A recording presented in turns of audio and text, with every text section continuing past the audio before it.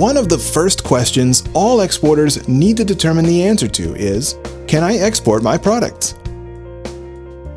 To answer this, you need to become familiar with export control laws and regulations, and determine if your product, buyer, or end destination requires a U.S. export license.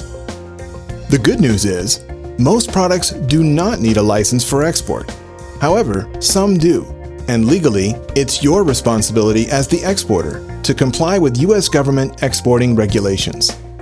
To get started, you should look at the following factors: what you are exporting, the product or service, who will be receiving your export, where they are located, and if any red flags are present. There are two main agencies that regulate U.S. exports.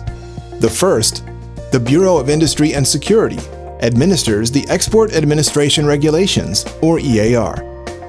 These regulations govern products that have a military or dual military and civilian use.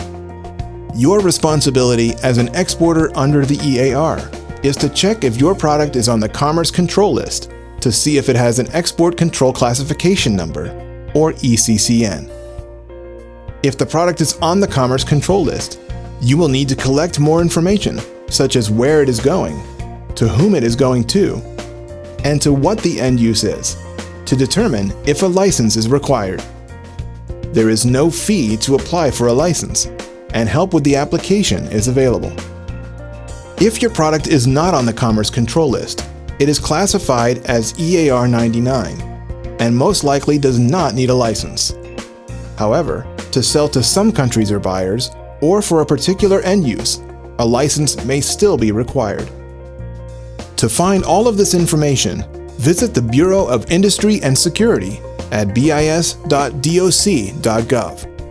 You can check if your product is on the Commerce Control List, determine an ECCN, see examples of red flags to a transaction, and review their denied parties lists.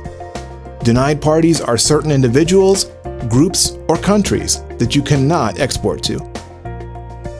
The second main agency that regulates exports is the U.S. State Department, which under the International Trade in Arms, or ITAR program, regulates exports of products or services designed, modified, or upgraded for a military purpose. Exporters in this space should check out the U.S. munitions list to determine if their product or service requires ITAR licensing. Additionally, the Office of Foreign Assets Control, or OFAC, at the U.S. Treasury Department has a separate list of denied parties with whom exports are prohibited.